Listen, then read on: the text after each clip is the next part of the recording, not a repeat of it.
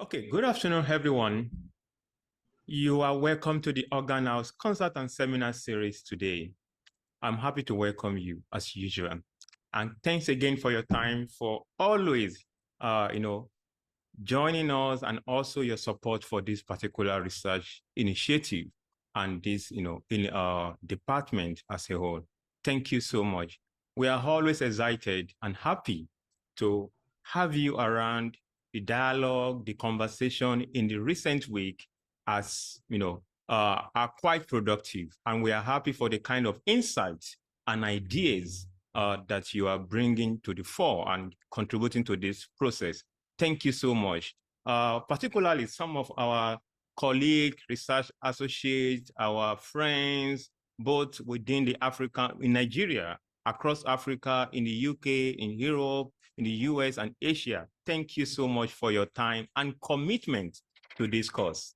We are always excited, seeing you on a weekly basis. Thank you so much. So today, we are back. For some of us who are joining us for the first time, this is the Organ House Concert and Seminar Series at the Department of Music, popularly known as the Organ House at Mountaintop University, a Prayer City in Nigeria.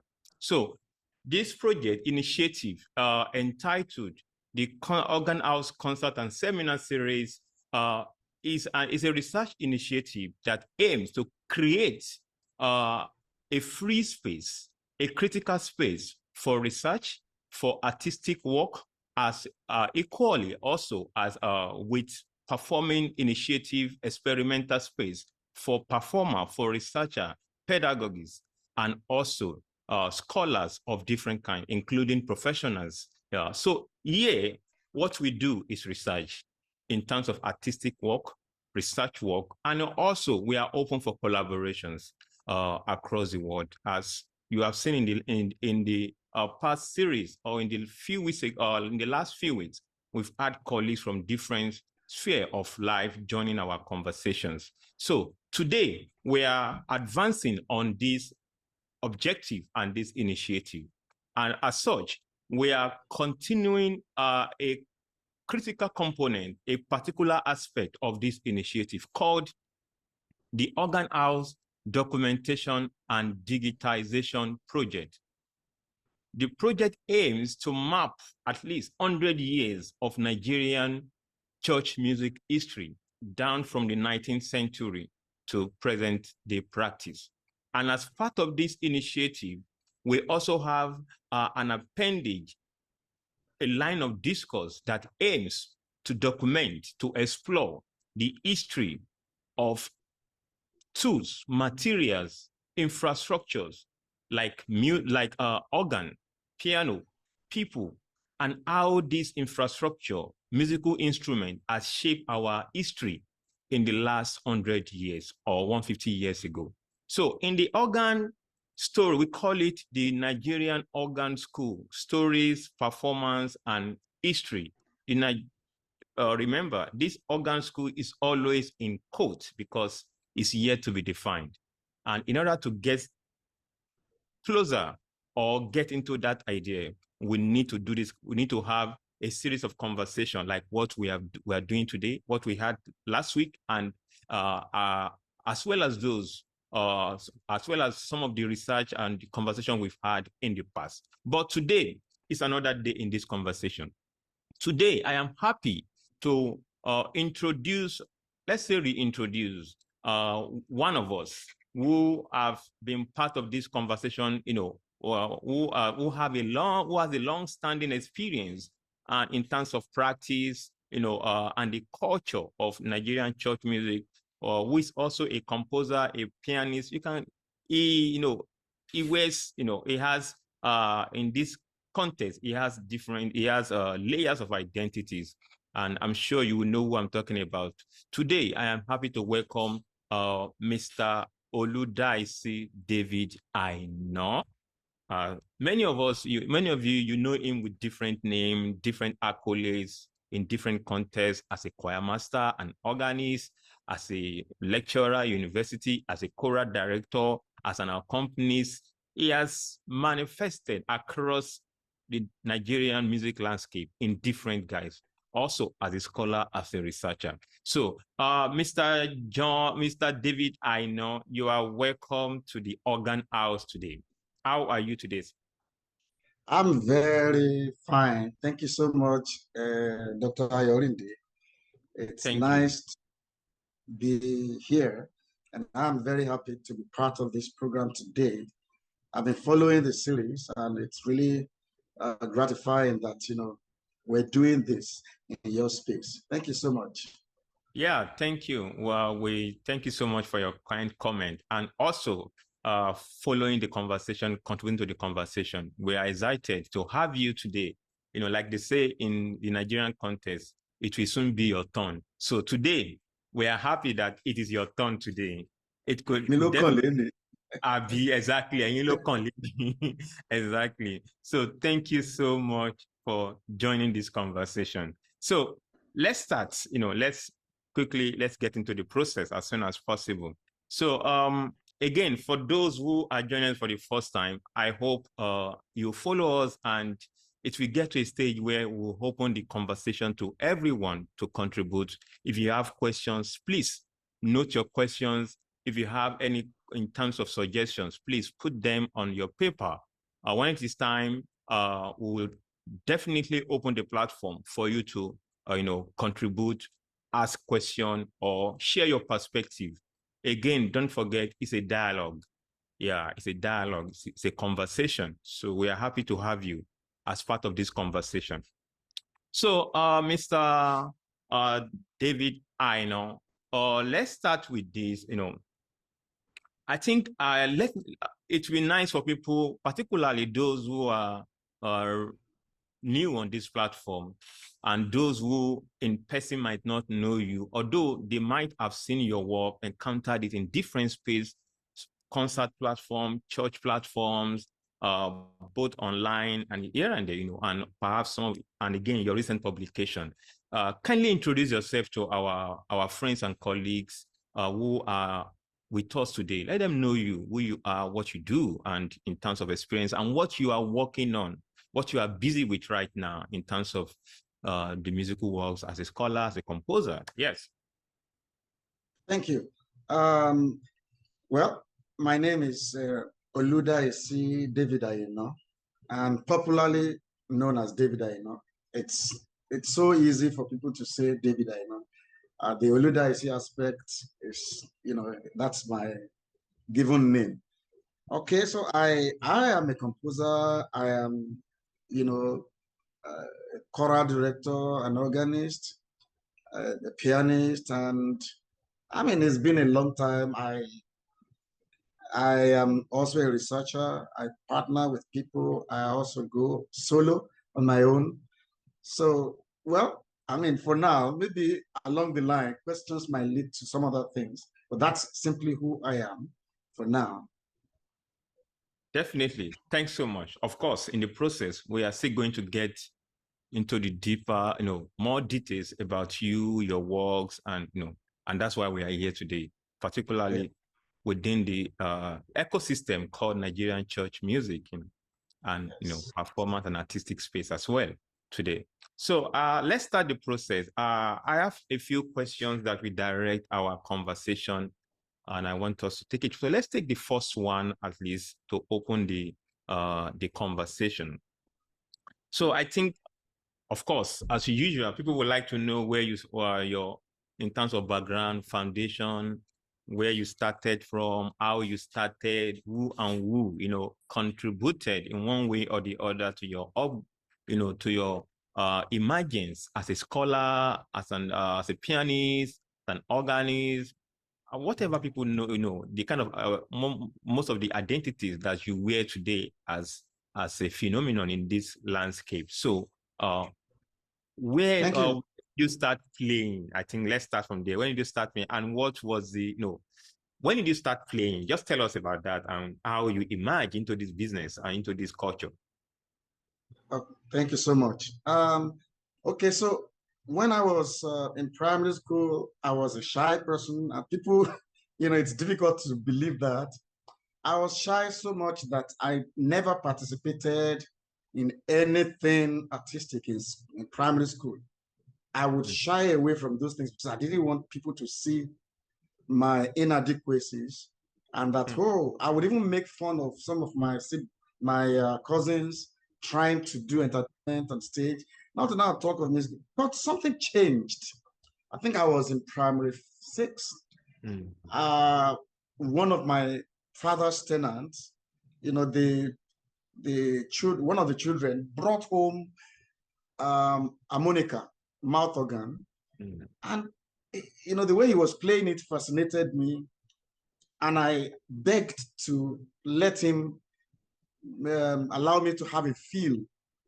And within an hour or so, I started playing tunes on it, and the guy was shocked. Wow. Anyway, that was the beginning of my incursion into music. So thereafter, I mean, I was originally a Catholic. This is also, a secret. Wow. So I was attending a Catholic church, and there was no choir. I mean, I didn't have any experience of choir or whatever then, but I had a cousin too, a lady who was attending a church called St. Paul's CAC Church. Okay, gone.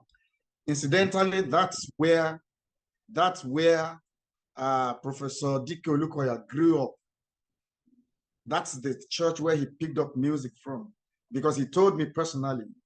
And the chances are that I might have run into him. I don't know. I'm just, when I used to follow my cousin to that church. So it was from that church that I saw a choir for the first time. And then I saw harmonium being played, and I was shocked, by the mechanism. And I moved a bit close. I couldn't see the keys because I was afraid. Mind you, I was still in primary school.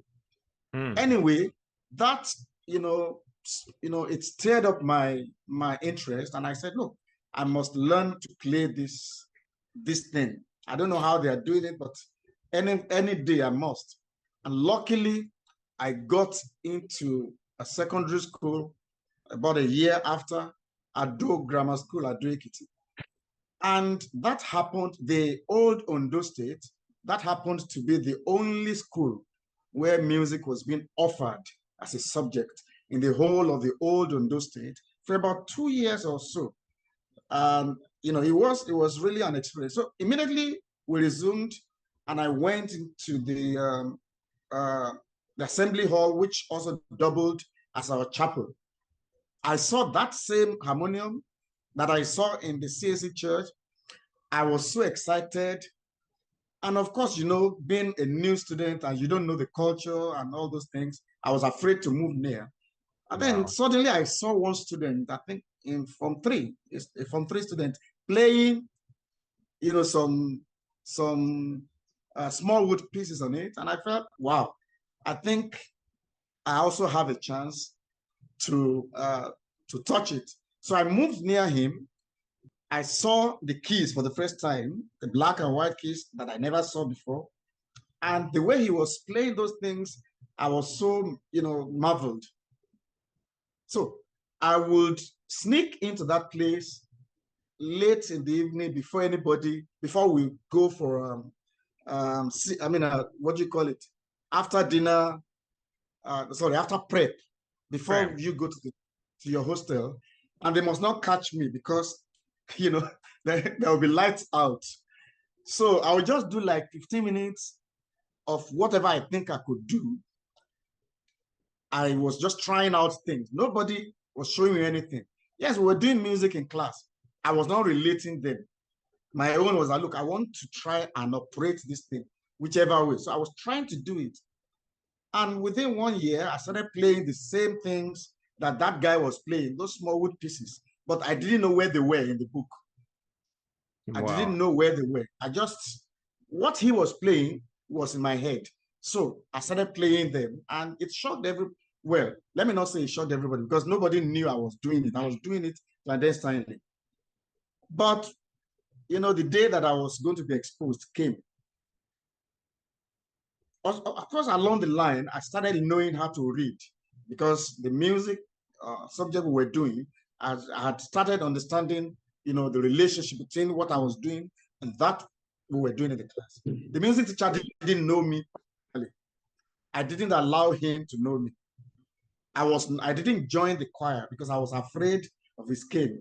And the music teacher's name, well, his late Tunde Faremi, he studied at Nsukka, then in Nsukka.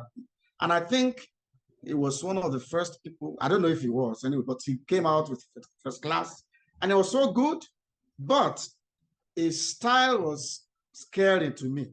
So I didn't move near him at all. I was just doing my own on my own. Then somehow one day I was, okay, so the harmonium, there was one placed in one of the rooms, one of the small box rooms in the hostel, in my hostel. So I would sneak in there too to go and practice. By then I was already, reading in my own way the small wood. So that particular day I was playing quick match, I think. Yeah, I think it was, if I can still remember. Definitely. Something like that. That was what I was practicing. So as I was doing that, somebody just sneaked at my back and grabbed my hand. I actually, as a people, young people, I thought I was in deep trouble. So that person happened to be one Akin Oshuniyi. I mean, many people may not remember now. Eventually, he became the organist and choirmaster of Holy Trinity Church, Mushin. And presently, he's a lecturer at the Bamidele Olumilua University of Education in Ikere. So he came in. He was then our very young music teacher who just came in from the teachers' college, the old St. Andrew's College. He just finished his what they call teachers grade 2 training, and he came to teach us music. Of course, we liked him, but he didn't know that I was trying to play anything. Probably he got wind of it, and then he came to grab my hand and said, "Follow me." I started crying. I was actually crying. I said, "Don't cry, just follow me." So I followed him to wherever he was taking me. It happened to be that I was being taken to Mr. Faremi, the Oga Patapata of music. They were having choir rehearsal towards the prize-giving day, and the man asked me questions that I was shaking. So they said, "You can play this." And I said, "No." So I said, so it was a funny, I'm sorry that I had to tell this story because it's quite important, it's important. Yes, it's a story that I usually don't have an opportunity of telling. Of course. So I got there and the man said, "Okay, play something." Oh God. I was trembling. I didn't even know what to do. He said, "Sit down." And any little thing he could cane you. So I thought if I made a mistake, he would cane me. If I didn't play, he would cane me. Okay, let me cuckoo sit down, make mistakes, and chop my cane as usual to other students. So I sat down and I tried to play slow air. As I was playing, halfway, I got blank. I blanked out. And he said, "Kilo share, a button." I couldn't say anything. And then he now said something soothing that, okay, I should just relax. As he said, I never had heard him speak like that before. So I took my time, I played. So as I finished playing, he said, "What is your name?" I told him my name. "Is your father a reverend in a church?" That time, it wasn't, Pentecostals were not, nobody knew Pentecostal church. I think the closest to Pentecostal church we knew was Apostolic Faith. So it was just Anglican and Catholic. By then, I had started going to the Anglican church because the day I joined the other students to go to the Anglican church, I enjoyed the service because of the organ. So I said, okay, from now on, I will be going to the Anglican church. So by then, I started going. So my father was not a reverend. My father was not even going to church. My mother was not going to church. So I had no business with, church or choir or whatever. I told him, said, wow. I said, okay. He wrote my name down and said, on Saturday, wear your white and come for the program.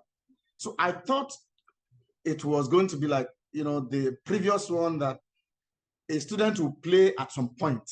So I now started going to practice the more that I was going to play. On the day of the prize giving, it was almost over. I was now bold enough to go and meet him that they have not called my name to play. He said, go and sit down, relax. And then when it was prize giving, all of a sudden I just heard my name as best in music. Wow. Where to where? Anyway, that was how, my interest was overkindled. And that was how Mr. Akin, now Dr. Akin Oshuni, now opened me up for the world of music. And then he took his special interest, but he didn't last. He spent just 1 year in that school. The same time that he left, just about a month after, Mr. Faremu was also transferred to become a vice principal in another school. And so those two people left. Of course, we had another teacher who made me, the assistant choir master in the school. And by my Form 3, the principal of the school made me the school organist officially, and he elevated it to the prefect rank. So in my Form 3, I became a prefect. I was a prefect alongside my seniors who were in Form 5. It was really funny, so much that today, some of my seniors thought that I was their classmate. They used to think that I was their classmate until I corrected them. I mean, that was the beginning of my playing. Thank you. Thank you. I think there's an interesting link here, which and it's quite interesting that even from school, that's identity and quality, if we can say, of being able, get into the position of an accompanist, the organist, even from school. But the question now is, how did you enter into this world of church organists, particularly in the Anglican Church in Lagos? Okay. If I'm not mistaken, you enter into the realm, I think, in the 70s down to the 80s. How did you come about that? What is the link from this particular position into the, getting into the, culture of working in a church as an assistant here? Thank you. So the correction is that by the secondary school story, it was just 1978. So of course I became a kind of organist in the school in 1979. And by 1980, it was made official. However, the first time I would play in a church outside the school was in 1982 at All Saints Anglican Church, Okokogboro, in Ado-Ekiti. It was, a young Anglican church. I remember that, one of my colleagues, one of my classmates, who happens to be a member of that church, just told me that, they needed me. And I followed him. And so I was going every Sunday to play. And the now Chief Afe Babalola, who is the proprietor of Afe Babalola University, used to pay me 2 naira every Sunday, 4 pieces of kobo, to play every Sunday. After the service, he would call me aside and hand me over 4 brand new notes of 50 kobo. It was fun. And I did that till I left the school. And when I got back to Lagos, I joined Bola Memorial Anglican Church. I didn't go there to play. I just wanted to be in the church space. But, music would draw you. So incidentally, what year is this? That was 1983. 83, okay. Yes. So it was one Mr. Adeshino that was the organist and choir master. Incidentally, they were preparing for Christmas carols. So Mr. Yinka Showole. Yes. Okay, sorry. I mixed up something. Mr. Additional was the organist. Mr. Yinka Lee was the choir master. Mr. Yinka Lee is the father of, what's the name of this boy who is a violinist now? You know, I forgot. I think Laolu, yes. Laolu Lee. That's the father. But, you know, I just joined. I said I wanted to be in the choir. So I was in the choir. And so one day they caught me playing a hymn on the organ. And they said, you have to be helping also.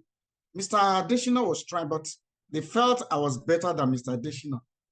And then Mr. Yinka Showole was coming to accompany the choir on the organ for the Christmas concert. So I was learning from Mr. Yinka Showole then. And so we did the normal Christmas carols of night lesson and blah, blah. And then we also went out to perform for some members of the congregation. And unfortunately, we left the following year, we left Maryland because our house was at Onegbongbo, Maryland. We left for Aguda in Surulere. So it was too far for me to start coming down to Abule Onegbagbo. And again, I gained admission into the College of Education to study music at Janiki. So that took me away from the axis of Maryland and Ikeja. And so I stopped going to Abule Onegbagbo. I was not a paid organist there. But in the school, of course, I became the accompanist to voice students in the school. Immediately I got into the school. And from that point, my teacher then, Kweku Akwa Harrison, an organist with the Trinity Methodist Church, Tinubu, was, particularly interested in me. So Kweku Harrison was he a lecturer at? Yes, he was. At Janiki at the time. In fact, was he one of the lecturers there? Yes. Okay. At the Lagos State College of Education, now the University of Education. Now, he was, as a matter of fact, he was the founder of the Department of Music there. And later in 1984, when the late Reverend Colonel Olubabokun was retired by the Muhammadu Buhari regime of 1984, because he was up until that time the director of music of the Nigerian Army. So immediately he was retired, Kweku called him to join him at the College of Education with Mr. J.G.K. Johnson. All of them are late now. So Mr. Harrison got me a church to start playing for. He was a consultant and an organist in that church, but he also asked them to hire me. So, I started playing for them, and I was introduced to a lot of, and the church was funny. They could just stop the choir and ask for a particular anthem. Usually not so difficult, but so I was forced to know, to be able to sight read like that, because you don't have any chance of practicing what they want you to do before. The leader of the church will just say, choir, give me so and so, give me how excellent, give me this, give me that. So, and most of those works were songs that I had never seen before. So, of course, it was rough, I would play what I could, but eventually it became, better. And then that same year, I also got a Catholic church in Aguda that, I started playing for. And then I would fast forward to 1987, because the question you asked, I need, a lead into it. Of course. Yes. In 87, I met Mr. Emeka Nwokedi, Sir Emeka Nwokedi, who came into the College of Education for the second time. When I was in my younger years in the school, he was coming as a part-time voice teacher. We didn't relate. I was very young. I mean, I was a new student, and then he stopped coming. And then when I was about leaving the school, he came in. I had even finished my exams. The only thing left was my practicals.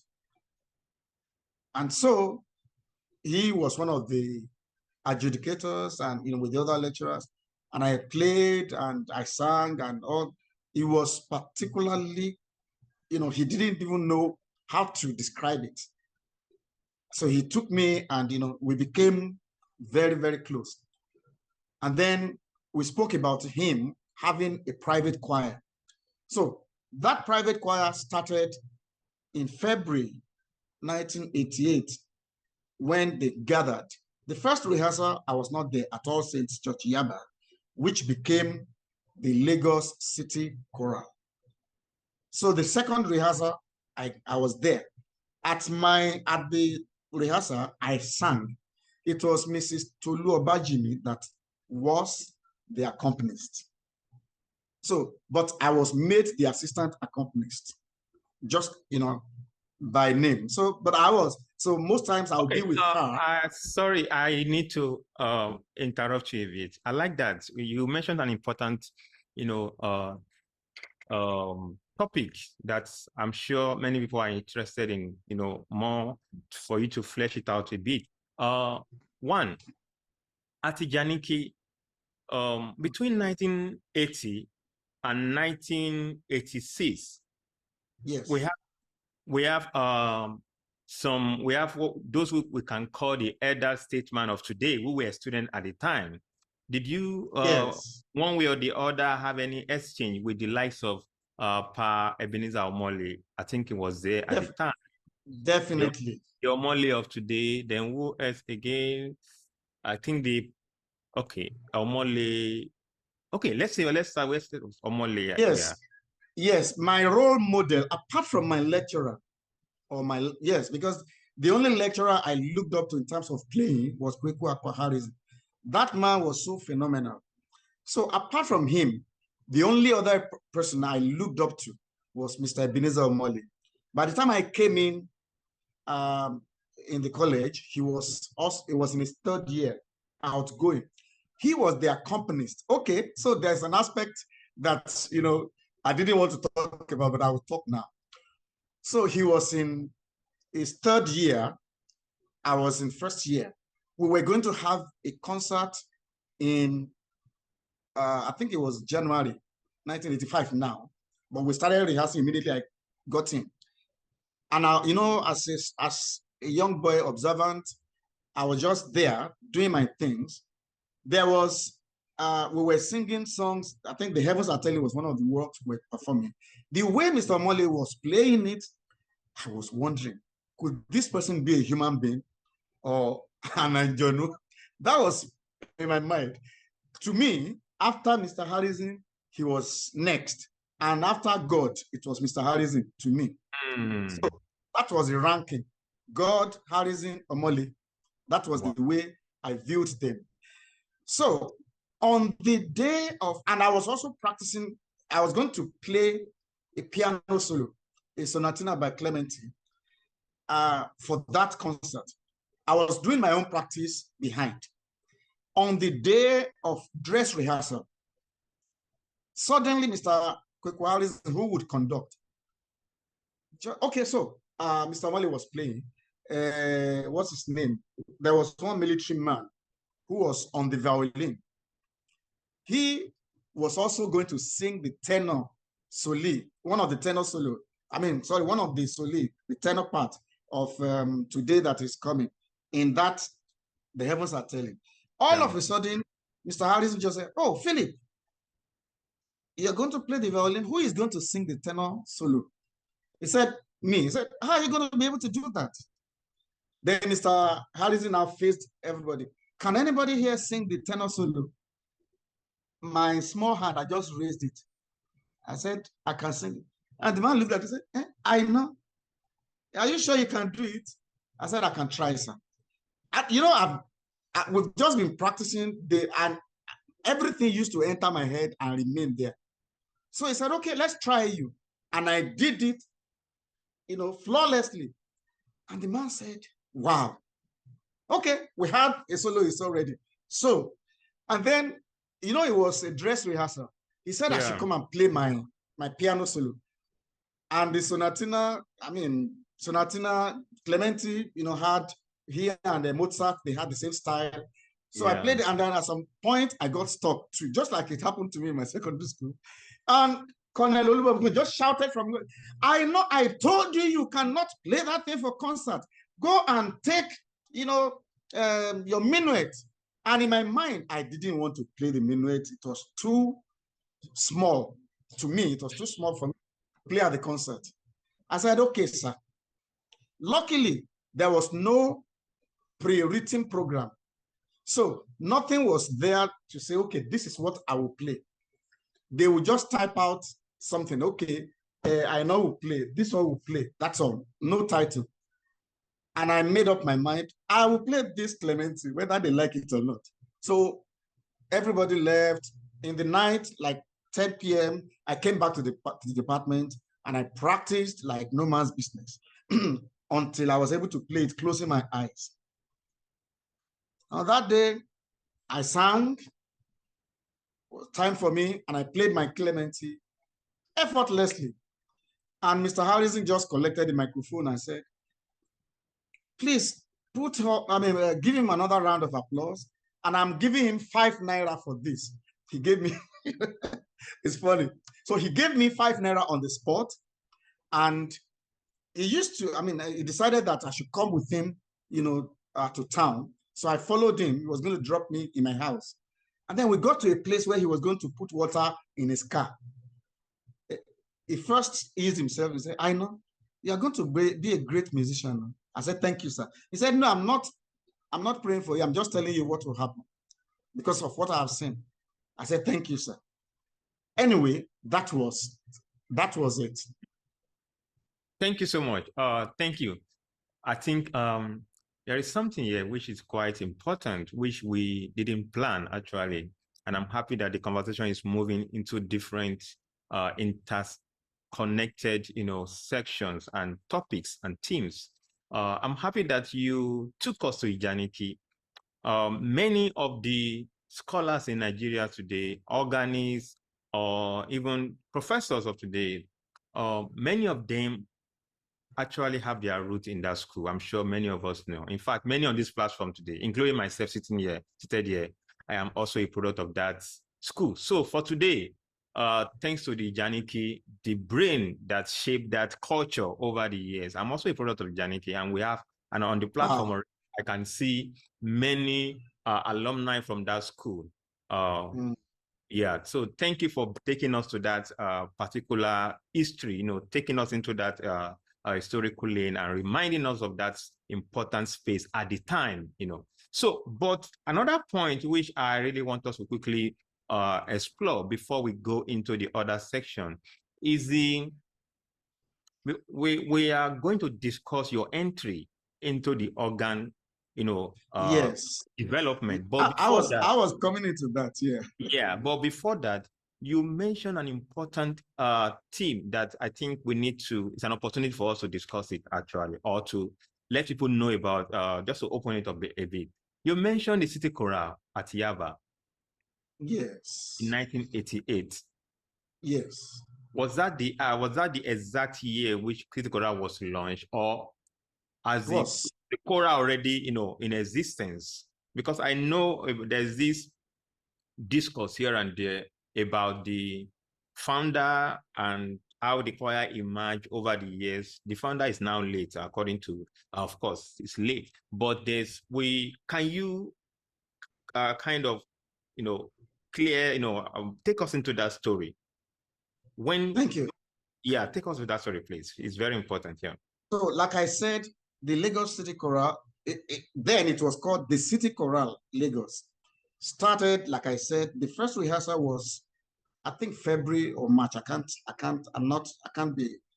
remember the exact month, but it was between February and March. And our inaugural concert was in July. The exact days what I can't remember. It was a Friday.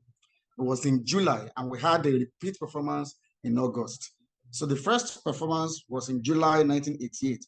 So the founder definitely was Uncle, the late Senator Larry Adeshina, who was a senator of the Federal Republic, and as at that time he was a member of the Constituent Assembly in Abuja, you know, and he was a staunch member of All Saints Church, and also an ad hoc organist.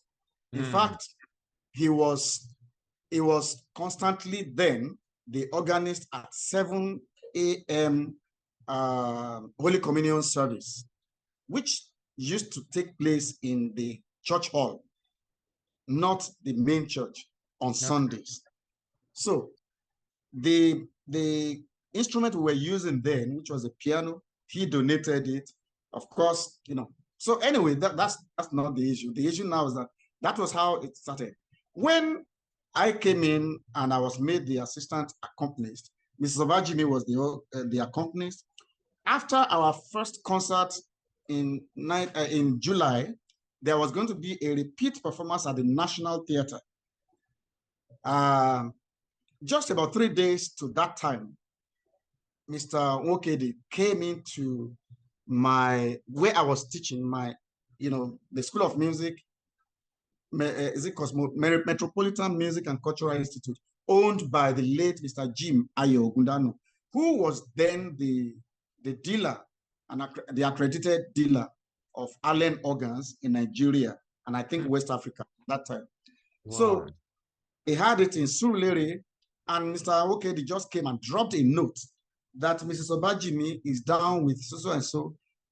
The responsibility to be the accompanist on Friday is on you. This was a Wednesday. And I never imagined that it will rest on me just like that. So I gathered all the pieces. I mean, you can imagine the array of songs. The heavens are telling, the whole of the kings shall rejoice, by Handel, the bell anthems, and all of those, and every soloist. I gathered everything, and I went to Mr. Oshuni's church to use the piano overnight to practice. I did that just overnight Friday, and that was how I eventually became the full accompanist for Lagos City Choral, except there was a period that I was not, available. If we had concerts, so they brought in people like the late Uncle Christopher Ayorinde, and even also Pa Kayode. But that was how I became the accompanist of Lagos City Choral. So it was established and inaugurated in July 1988. And that was what brought me into All Saints Church, Yaba. How did it happen? From that moment that we were practicing in the chapel, one man called Mr. Adefeso, Olaitan Adefeso, would come and peep at the window, and say, "You, this boy, why don't you come and be our assistant organist?" As far as I was concerned, All Saints was too big.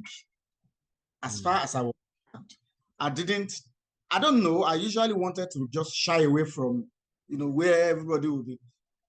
So I refused. In fact, I didn't answer him. For almost 1 year, he was doing that persistently.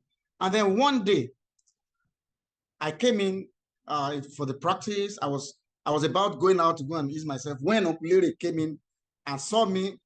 It was about entering. I said, "What? I know.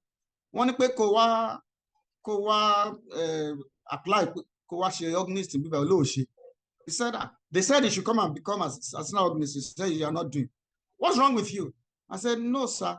He said, "My friend, go to the warden's office now, get a paper there and write your application." And I did on the spot. And interview was arranged, and that was how I was employed under Mr. E.A. Bankole. Mr. E.A. Bankole was the elder brother of the late Ayo Bankole.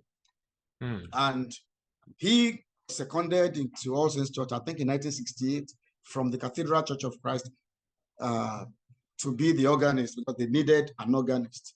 So, yeah. And Mr. Aye Bankole schooled me a lot about the Anglican worship system for 5 good years before he was retired. It was really an eye opener for me. I really enjoyed, the tutelage under him. So that was my. I think there's an interesting point here. It's quite important here. So to our colleagues, friends who are joined in the process, today we, as you have seen it already, we are having one of our long-standing choirmaster accompanies composer in Nigeria, although not in Nigeria, as it's not living in Nigeria presently, but we are happy to have Mr. David Aina today. So I just want to hint you on that. So Mr. David Aina, thank you so much for this. Now, Mr. Bankole, you said you understudied him. What were those things, or what are those things that actually, that are critical for him as an organist that you thought that you could, that shaped you as a scholar, let's say an organ player, a pianist, and as a kind of holistic musician that you are today? What are those traits and characters here and there that eventually paved the way for you, if there's any anyway? What are those things? Yeah, thank you. Before I joined All Saints, number one, I'm still playful. I'm a playful character, and it's usually, manifests in a lot of things I do, in music, in my relationship with people. So when I joined the church, I was still displaying that in my playing of hymns. And he would sit me down, no. You are going to accompany the congregation. You are going to give meaning to worship. You are actually interpreting, and you should mind the mood that you set on the organ. The stops you select and all those things, your registration, there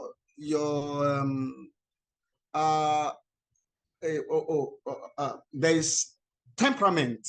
This temperament that you create is what the congregation will follow. And if they complain, that's not good for you. So I started studying him, how he will conduct himself on the organ, what choice of stops that he will use for a particular part of the service. When we are doing, the call to worship, praises and responses, psalms, hymns, and anthems, and all those things, they were different interpretations and different, approaches. Those are the things I learned then, from him. And even dressing, because I was an anyhow person when it came to dressing. Then he changed the whole orientation, like that. Okay, thank you so much. Two important themes here. The first one is what we can call established tradition that Mr. Bankole was trying to shape you. Inculcate, exactly, to bring you into that polished, organism. And also the other one is also the culture, what we can call culture, how, in quote, it should be done, how you must follow principles, how you must learn to, everything is detailed, and how he wants you to, play, introduce, interlude, all these traits. Now, exactly. my question for you then, in this regard, is that how will you explain these layers of traits, which I don't know, but that you learned from Mr. Bankole for almost 5 years? Can we call this an established tradition? And where is this tradition coming from? Thank you. One of those things that I learned was the tradition of,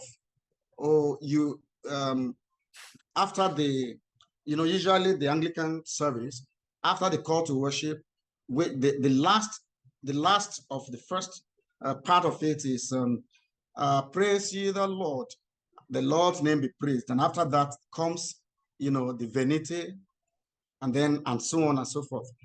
The introduction there was nothing like the introduction of chant. You just play the chord, and the choir takes, the first verse, and like that. And usually the first verse is done, the first two verses, depending on the type of chant. If it's a double chant, the first the first verse, which will be two, will be 1 and 2, will be done in unison. If it is single chant, the first two verses, just like I said, will be repeated in unison, and then the rest in harmony. Now, depending on what arrangements are put in between according to the verses. And also the culture of introducing hymns simply by, playing. You can either introduce by playing the melody alone, the first 1 or 2 phrases, usually the first 2 phrases, that's what he taught me. And then the first verse is done in unison by the choir. That's the culture that he brought from the Cathedral Church of Christ. And same culture, was pervasive in St. Jude's Ebutemeta. It was also the same culture in St. Peter's Faji, as well as Holy Trinity Ebuteru. Those were the places, and I think St. John's Araloya. They were all of those group of churches practiced that same system. And then the last verse is done in unison, and I'm talking about the hymns now, is done in unison, where the organist, plays, improvisation, so that it's done in unison, so that there will be no clashes between the organ and the 4 parts. So those are the things that, we used to do. And then the culture of deck and can, like that, which I'm not sure is still existing anyway. I don't know. What is that culture of deck and can? What is that culture? Yes, the one part, just like having like 2 choirs, in the choir, Okay. like antiphonal practices, Okay. I will definitely, this is becoming interesting to me now. I'm sure to some of our colleagues. Now, we'll come back to this area of this choir tradition, but let's shift our gaze backward a bit. Let's go back to the marina where Mr. Bankole is coming from. Then Mr. Bankole himself, I'm sure, is an established knowledge that he came from a music family that is also has a kind of connection with the Christ Church Marina and other what we can call the Ivy League churches of the time, the foundational, definitive, churches of the time. Then you work with Mr. Bankole. My question in this area, can you ascribe to the fact that you belong in terms of training and tutelage of Mr. Bankole? Can you associate your own personality as an organist to that lineage from the Christ Church? Is there any connection from what defines your practice in the later years? Yeah, thank you. And what are these connections? Yes, it is. My being at All Saints Church Yaba actually connected me directly with Christ Church Cathedral in Marina.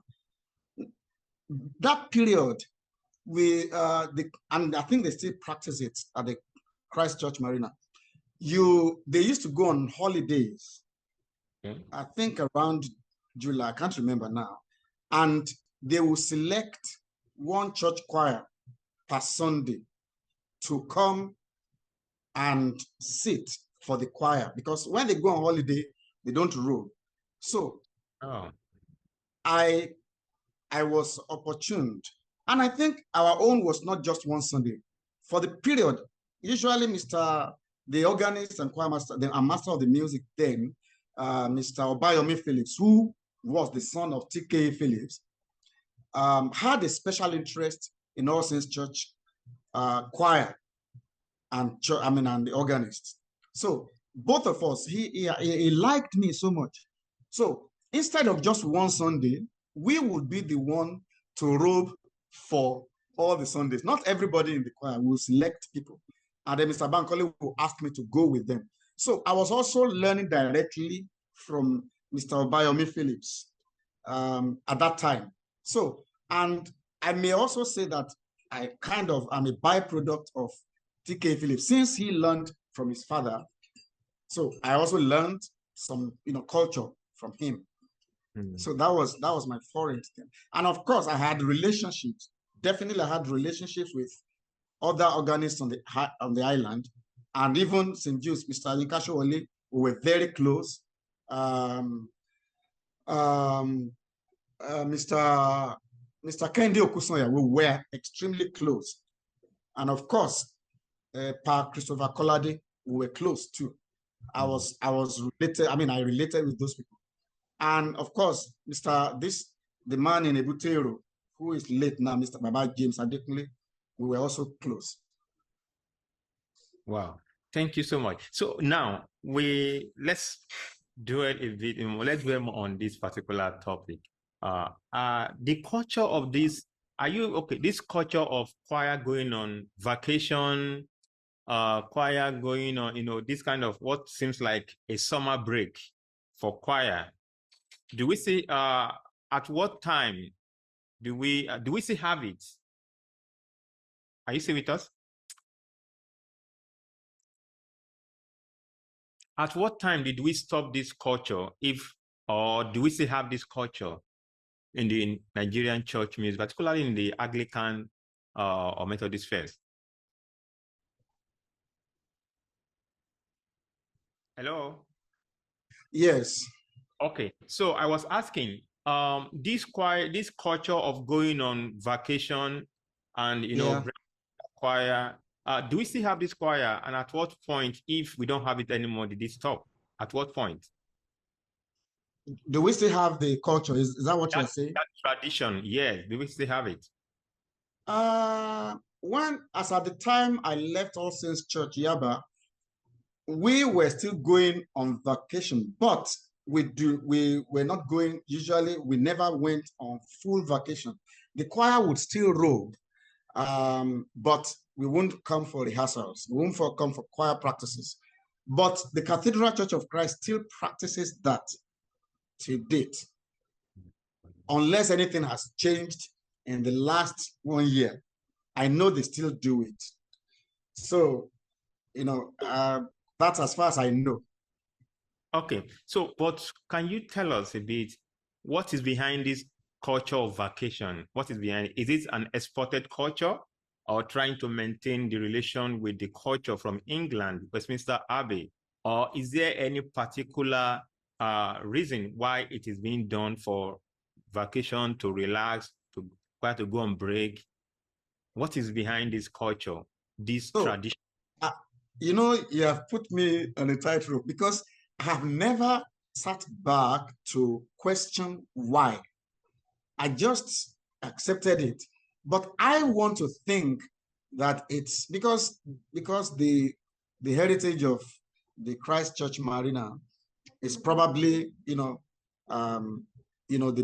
English church. So maybe I don't want to say categorically. I think it's a culture that they borrowed from Westminster Abbey. So because I am not going to tell you that I know. This is the first time I would that question will pop up, and then it's been thrown at me. So, my wife is saying that it's a culture they borrowed from England. My wife. Okay, that's great. Yes. Our regards to her. Yes. Okay. So sorry. Hold on. So she's trying to confirm now that, look, you work, the English people, you work, you go on holiday. So I think she's right. Okay. Thank you. Thank you so much. And thanks to your wife. Thank you to Madam for helping us out here. Okay. Still on this connection to the cathedral tradition, you spoke about the hymns arrangement and how it is being practiced at the time. One, do we still have this particular arrangement intact within these associated churches, all Saint Yaba, Saint Joseph Butemeta, Aroloya today? That's number one. Number two, can you expatiate a bit, go deeper into how this culture is being interpreted? You started from the melody line to introduce, then choir comes in, then towards the last verse, the organist is in charge in terms of variation. Can you just tell us a bit more about that? Yeah, about that culture. I mean, it was even common amongst organists and upcoming organists. I remember when I became the director of music at All Saints Yaba in 1995, when people like Akiolubi would come, they were young organists, people like what's this guy's name? The master of the music at the cathedral, Vini, Olawu. He would come from Malaysia. He was still a student in Ife, and Akiolubi. Everybody used to come around, and they were so. I think it was a common practice, because they are of what I would call the Ilesha Ibadan school. All of them, yes, they were of the Ilesha Ibadan school, organ school. They learned from Babala Oludaisi, from Kayode Oni, from Christopher Ayorinde, everybody like that. So all of them had this culture. So it was a pervasive culture. I think there was a discontinuation in some places when certain things happened. For instance, when I first left All Saints in 1998 and came back in 2007, in between those times, I mean, those years, for the 8 or 9 years that I was not there, practices changed. They changed totally. It was when I came back that I tried as much as possible to restore those practices. Okay, I think I'm going to interrupt you a bit. We are coming back to your own role as an organist, choirmaster in quotes now. That's like the way we have it in our narrative. Let's, one more point. I remember you said something now, the Lagos and the Ilesha tradition and the, how the organists from Ilesha are coming to Lagos and, to learn, perhaps see choir festivals, to learn one or two things. And also on this same platform, I have had one of these people you are mentioning, particularly Dr. Oluranti once told us that he would join, what is that culture, that big boss from Ibadan to Lagos to to witness the festival. Is this yes. not Molue? There's that culture, when even if they don't have money, they will join that boss. Sole, Sole, in search of knowledge. Yes, and I'm glad taking us back to that. You are connecting that dot. I'm so happy. But there's something also which has been very, very important on this platform, which is now becoming a divisive term. The idea of schools you just mentioned now. It has been contested on this platform. People have contested that idea because for some it's problematic, for some it's not relevant, for some we are yet to get there. And like we say, on this platform, our business, our own concern is to curate this process. And that's why we are having this conversation today. So for you, will you count your relationship and your lineage, your tutorship, your training, and the influence from the Christ Church, influences? Will you put yourself will you call that relationship a school of thought of a sort? From the Christ Church Marina down to what you inherited from Mr. Bankole and everything you do. Can we define, do you want to call that a school or an established tradition? I don't know.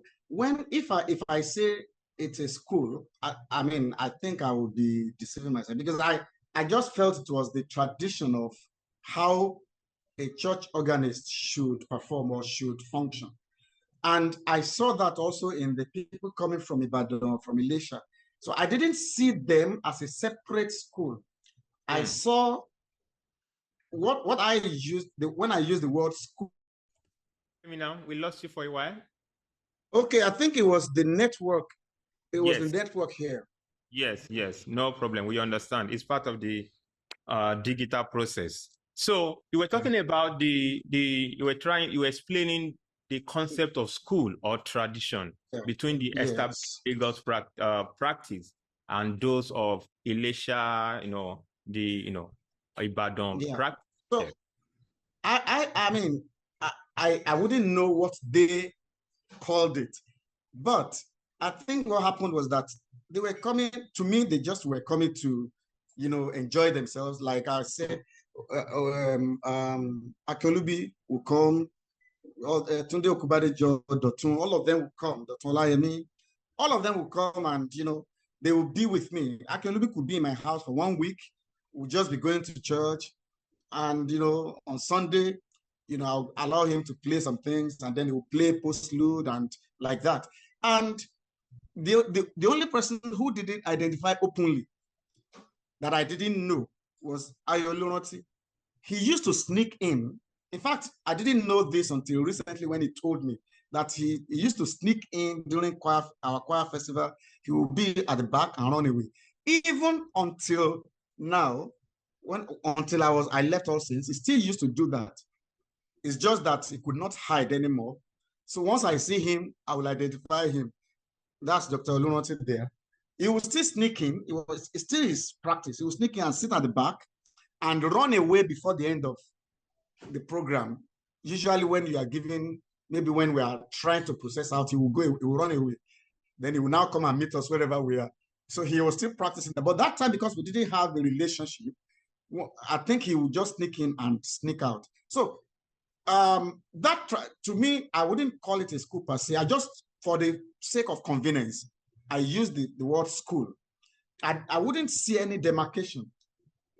I only thought that from people who were properly trained and people who were not properly trained. Before I came into Ijaniki, my training was very limited, extremely limited, because it was just the school and what I saw around me. But by the time I got to the College of Education and I met Mr. Harrison, and he took me to the Trinity Methodist Church, and I saw the culture of being a church organist and the choir, the way they sounded, and so on. And before then, Bola Memorial, I saw how a proper choir sounded, and a lot of things. I think yes, I agree with you. My point is simply that from what you have explained, there are patterns that defines what we can call culture. Patterns. You spoke about how to introduce a hymn with 1 or 2 lines. Yes. In first stanza, the choir sings unison throughout. Then towards the end, the choir sings unison again, the church sings, and the organist improvise, what is now known as variation, changes, chord changes here and there, and yeah. So that is a typical example of what we call pattern. Then the other pattern is what Mr. Bankole, you told us that Mr. Bankole will tell you, this is how you do this, you must dress this, you must dress like this, perhaps your tie must be on tie, you mustn't, and again, the playful character, don't do this, don't play, this is how you must behave. Those are cultural patterns, how traditions are instituted and constituted over the time. And like I said, we are coming back to your own position as a choir master in this at All Saints for years and your influences. So these patterns, either directly or indirectly, they might have shaped you, your practice, and your influences, even as an organist or choir master or choral directing. So the point here and today, from all your insightful explanation, is simply that from the guys, the organist coming from Ilesha to Christchurch to Yaba, traveling all the way down, there is something unique about that place they are going to. If there isn't anything unique, there mightn't be any need for them to travel down, because they want to see, I don't know if the Lagos guys were also traveling to Elisha. Was there anything like that?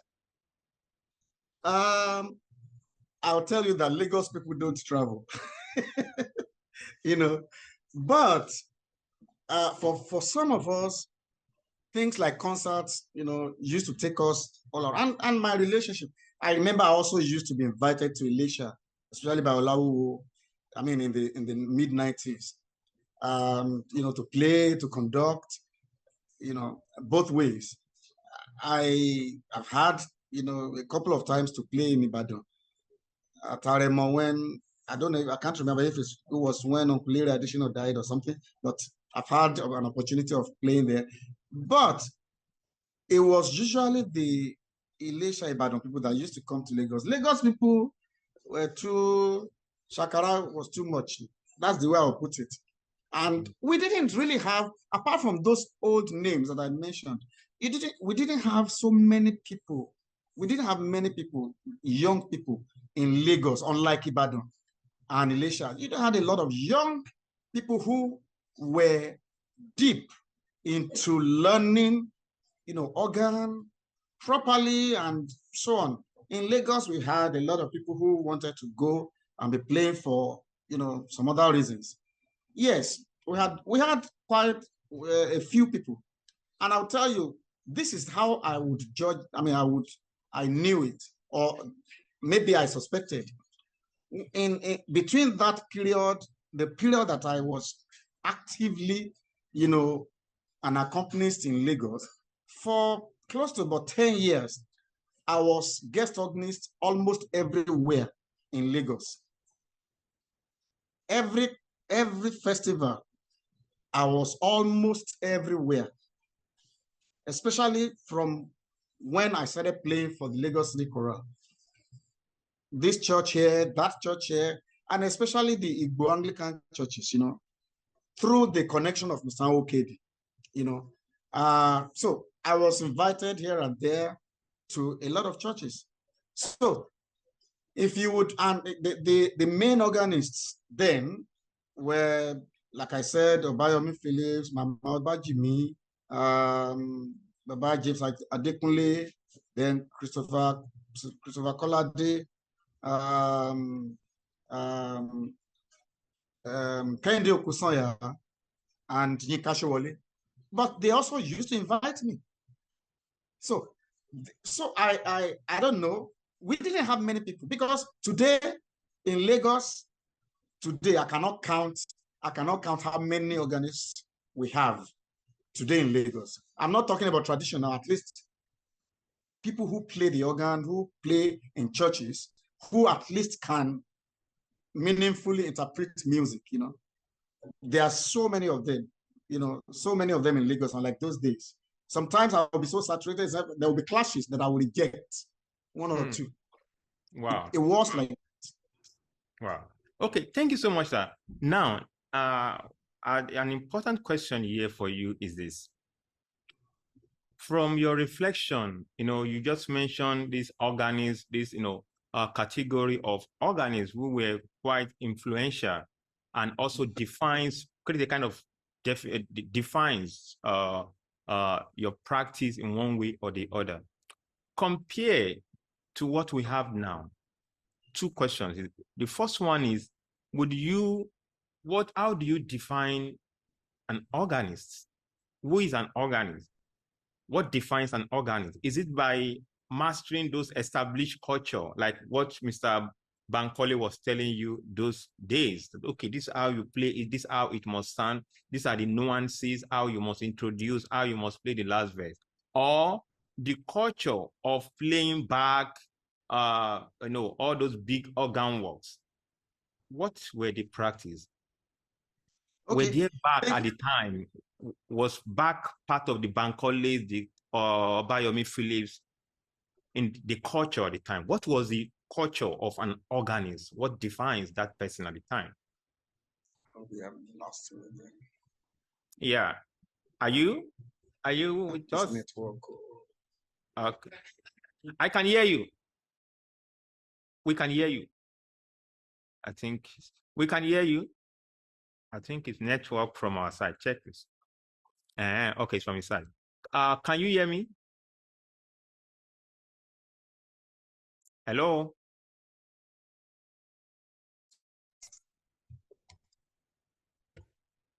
Okay, we are back. Okay, so sorry, the network here, I don't know what is wrong with it. It's okay, no problem. It's quite, yeah. So I don't know where we were. I can't I remember think now. I So was asking you in terms of culture, like what you oh, are, okay, yeah. Are there connection? What defines organist at the an time? organist. Is there any connection? Is there any Okay, continuity? so when we say organist, so we have to be careful. Is it church organist or recitalists? You know, Mm. there are. I remember somebody. I mean, I will mention name. You know, my aburo Akolubi, you know, said he wants to be a recitalist, and that is it. So for up until now, he's not connected with any particular church. Now, we have a lot of recitalists today who also double as church organists. As at that time, yes, you can be a church organist and still be a recitalist. You can also be strictly a church organist. It's not that you may not be able to play back and all those things, you know, because, I mean, let me give you an example.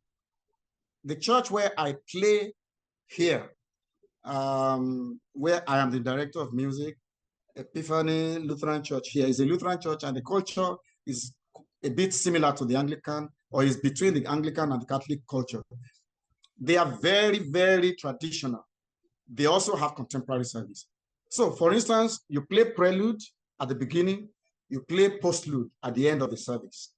So now the prelude, it's your choice of what you want to play, but you also have to play what is related to the mood of the service. It has to be related to the season too. So these things are very important. However, we have a lot of organists who have, you know, who are in Anglican churches, who are in all these orthodox traditional orthodox churches, especially the Anglican church, that have not learned or are not practicing the tradition or the liturgical tradition of the Anglican church. But it's not that it is their fault. I will tell you this. One, they may not or they might not have met that tradition. Mm. Number two, the leadership of the church also determines what happens. If you have a bishop that is in quote evangelical, it will rub off on his priests, and his priests also pass it down to the church music people, from the organist, choirmaster. For instance, we have some cultures now in the Anglican church that used to be alien. When you say organist, choirmaster, in those days, it's the same. Once you say an organist, nobody is questioning whether he's the choirmaster. It's taken. It's just like saying husband. When you say husband, definitely husband is a father. I don't know if you understand me. But Yeah. today, I've seen on platforms where people are asking who is the Oga between organist and choirmaster. I just laugh because I don't even know what to say. But the culture I grew up with is once you are employed as organist, you are automatically choirmaster. They in the Anglican church. In the Methodist church, it's a different thing, or that I have known, except in few instances. In the Methodist church that I know, the position of the choirmaster is political. They do election. They elect a choirmaster, and he stays for a particular term, whether 2 years, 3 years, 4 years, depending. But in the Anglican church, no. Once you are appointed as organist, you are automatically master of the music. But today, I cannot say that is what is happening, because there are different types, different dioceses, different practices by the leadership of the church, down from from the bishop down to the local priest. So an organist in the church is primarily to lead the congregation in worship in the best traditional practices of the church that is known church.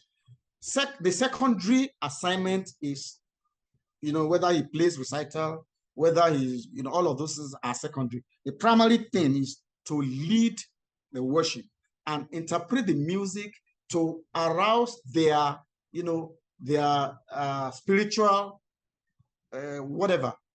I mean, I don't know what to use there, but to make sure that they have a spiritual connection through the music that they are used to.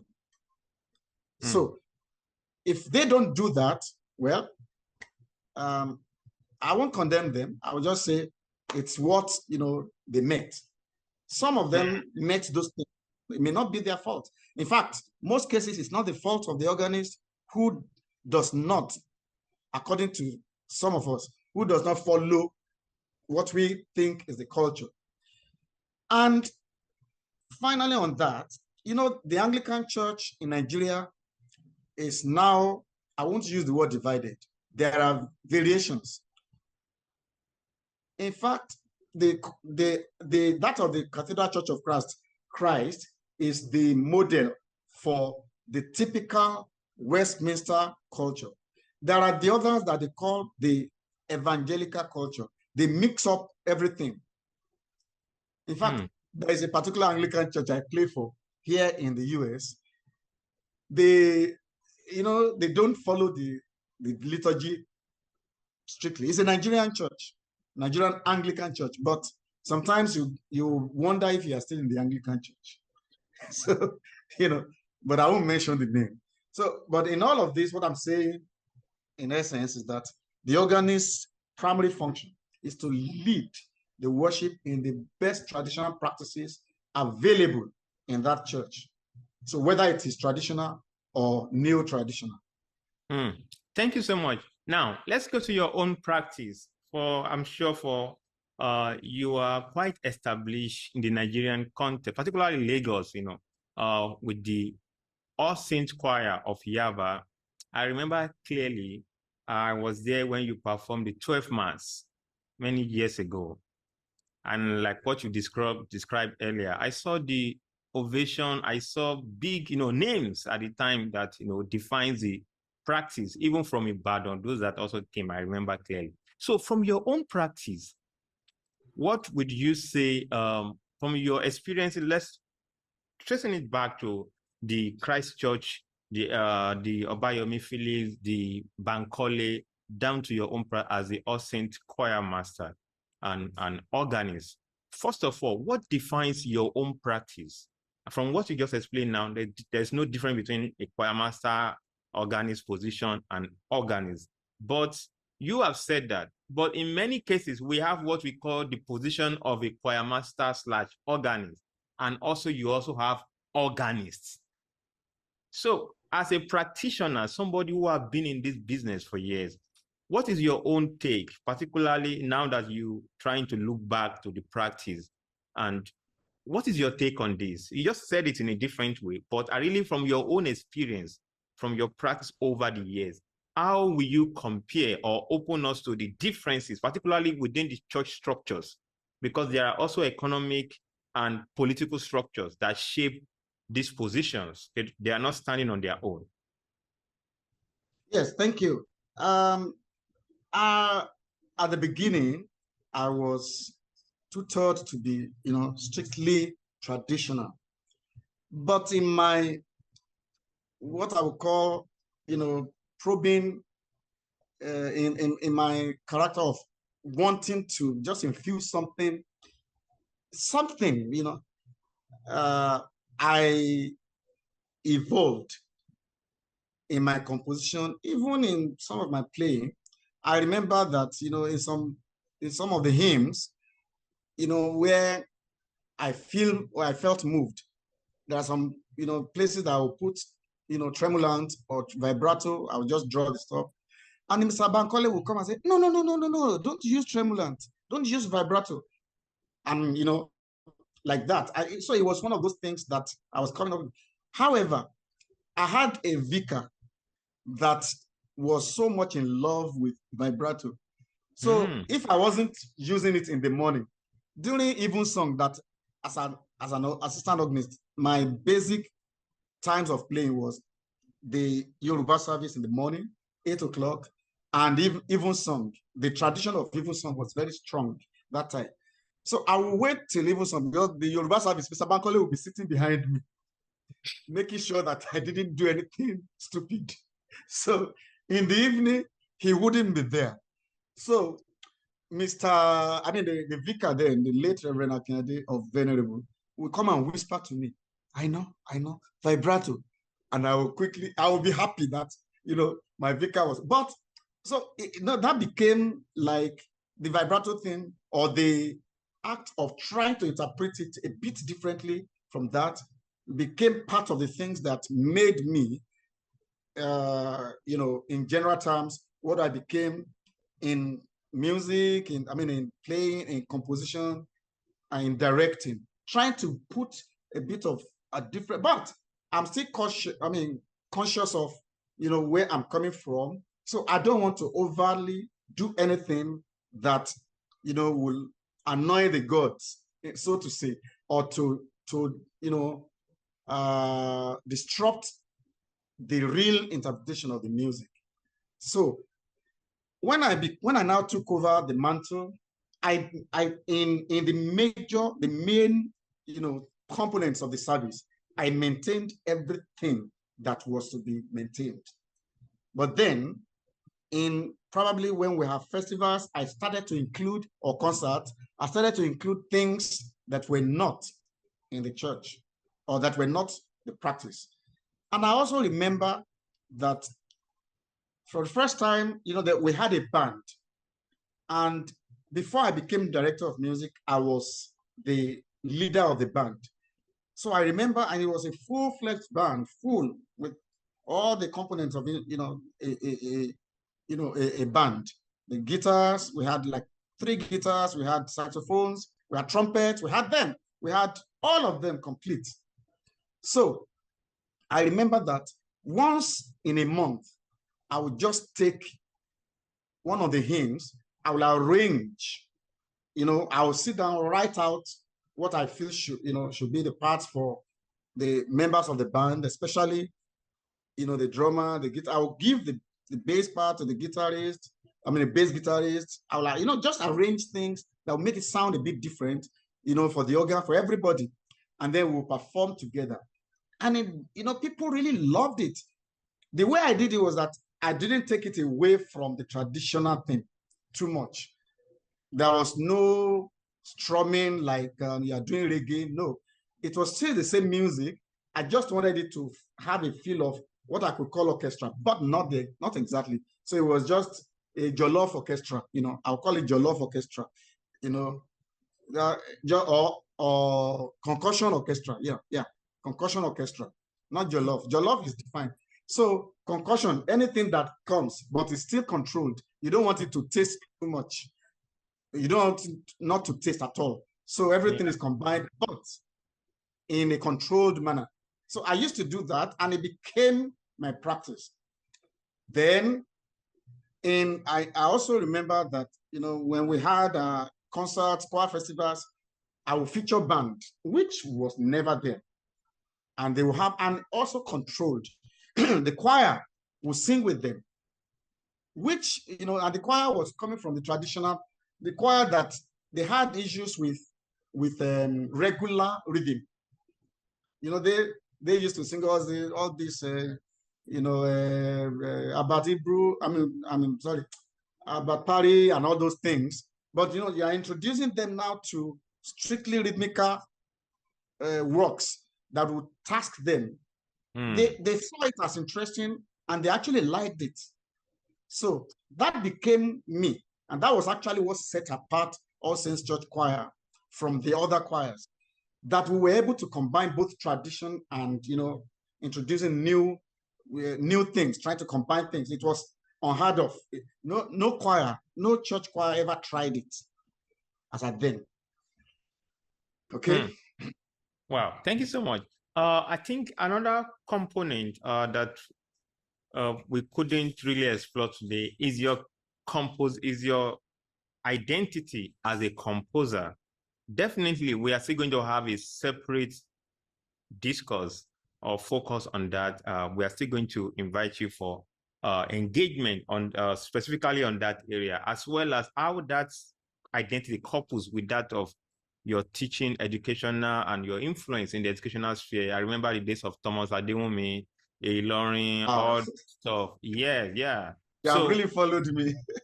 Yeah, definitely. We are still going to touch, focus on those overlapping areas of your identities and how they shape. But now, your position as choirmaster organist within the Anglican spheres, and also a scholar working in the university, and also a director of one of the popular choral group in Lagos and beyond, and also as a composer. How was this the culture in this church music? Was this the culture, becoming a composer on the one hand, writing for the choir and other forms, and also being an organist, was this a culture? No, some of the things I became didn't come because I was conscious that, oh, I want to be this, I want to be that. One, I found myself playing for All Saints Church, and I found myself, doing church music. Becoming a composer was almost like an accident to me. Yes, I was, in my secondary school, I tried my hands in trying to write, what I could call poetry. I wrote a song, what I called a song, which I didn't know, for our outgoing students, and my teacher, and it was, I didn't know what I was doing though, but I didn't know it had meter. I wrote it in 7777, and I never knew anything about 7777. All I wrote was that I was just, trying out something, and my teacher liked it, and he used is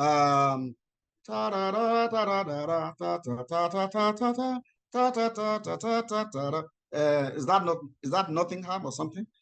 Yeah. So he used that tune for what I wrote, and it was perfectly, it was perfect with it. So, but I still didn't, the word composer was not on my mind in any way. But what happened was that I was having teaching practice in January 1986, and suddenly Lagos Television, Lagos LTV, came to our school where I was teaching and said they needed us to come and perform. And we must perform songs in Hausa, Igbo, Yoruba. That was what led me to start composing. I just sat there and said, where am I going to get Yoruba or Hausa or Igbo songs? So I called one of the students to give me some words in Igbo. I tried to set it to music. That one was there. For Yoruba, I knew it. So I composed Ekoma Agbeniniyi. I mean, it's an educational thing. I don't know if you know that. It's I composed that. Then on my street, there is this Hausa guy. I just wrote something in English. I said he should interpret it for me. He did, and he told me how to pronounce them. And then I set it to music. It became one of my most, popular songs. That is, the city choral was performing everywhere for almost 4 years in Nigeria. So that was how it started, and that encouraged me. So after that performance at the TV, that they come and my students liked it so much, and the Hausa song. So back in school, I had a very close relationship with now Professor Albert Oyekelome. I used to call him my Aburu. We used to have what we call one impromptu concert within ourselves. We just go somewhere and be playing, and people will come and watch us. He will sing, and I will play. So, and I played that song, and then we played with it, and then he impromptu like that, he just did a sort of humming, some parts, and I liked it, and then I developed what he did and made it a whole harmony. So, and it became then my teacher Olubabokun liked it, and we taught the students, and we performed it. It's like I'm knowing how to. So I now started looking at the works of people like Bankole, people like Ifrem Amu, some of Ghanaian composers, people like people like Laz Ekweme, I started looking at their works, how I started learning, from what we perform. So how is this like this? How is this like that? That same 1986, the Ikmoria State High School, where I did my teaching practice, the principal just called me and said they needed a school anthem. I decided to write one because of the success of what I did. So I did that, and they still celebrate it today. And so from then on, I started writing works. Gradually, some were sounding funny to me that I wouldn't even want to bring out. Some, were accepted. And then at some point, the Holy Trinity Church, Mushin, became like my guinea pig. Any little work I did, I'll take it to Mr. Oshuni and they will perform it. And, they encouraged me a lot in writing, more and more and more. And then sometime in 1988, I was now at Antioch School in Ikoyi. We were going to do Christmas concert. And in my mind, I said, I should be able to compose a Christmas song too. And I wrote a Jeka Joyo, but I didn't write anything else. No other word. When it was like 3 days to the concert, the principal secretary just came to the staff room. I said, Mr. The Yoruba song that you wrote, we don't have the words. There was no composition as at that time. So I said, okay, don't worry, I'll send it before the close of the day. We were going to have, it was around 10. We were going to have choir practice at break time, which would be like 11 something. In the midst of trying to do some other works, I just said, okay, let me write out something that I will teach the choir today so that I will not be disgraced. So I quickly scribbled 2 verses. It was at all saints that I added the 3rd verse, which is that was in 89. So originally it was just 2 verses. So then so I just wrote that. I did the little harmony I could do. I said, so I taught the choir and they liked it, and I forgot about it. Then the following year, I joined All Saints. And then Mr. Bankole asked me during preparation for Christmas carols that, do you have any composition in Yoruba for Christmas? I looked. I didn't even remember that I wrote one. So, I'll bring one, sir. So I brought that. I was thinking that the man was going to lash out at me. Why will you write something like this? And blah, blah. He took it, and then the choir liked it. He said, but this is too short. I said, okay, sir. So I added the 3rd verse. And the church stood up clapping. It was the first time they would clap, for something like that. And it doesn't happen, or it never happened that, you clap when it's not Pentecostal church. So they stood up to clap, and I was so much encouraged. Then Mr. Nwokedi took it, and we were performing it at Christmas. And then Professor Laz Ekweme saw it somewhere and made sure that every concert at Christmas we had, he would perform it. Anyway, that was that was how I went into composition. And of course, briefly, being a choral director was actually a passion. I wanted to, become a choral director because interpreting choral works was something that I liked. Watching my conductors, watching Kweku Akwa Harrison, and then watching Wokedi, watching Laz Ekweme was something that, mesmerizing to me. So I want to be like these people. I want to even be better. That was my, mind. And then how to train. It's not just being a choral director. How to train choir, choristers. How to train singers, not individual singers per se, but how to bring up people who probably were tone deaf, and those things were the things I was interested in. And I started doing that from Antioch. When one boy came into the choir and he could not even distinguish between 2 notes in his ears. Wow. I patiently took him through, and today he's a professional musician in the UK. So, then that really encouraged me. When the opportunity to go to Thomas Adewumi College came, I went. I went for 2 reasons. I like adventure. Then the second reason, let me even go and see if my success as a as a choir trainer in Lagos. If it was because there were materials already, let me see. So I got there. The school was made up of, about 65% Muslims. So you understand, this a lot of northern people. I started, and of course, it was very challenging, having to deal with the texture of their voices. That's another thing entirely.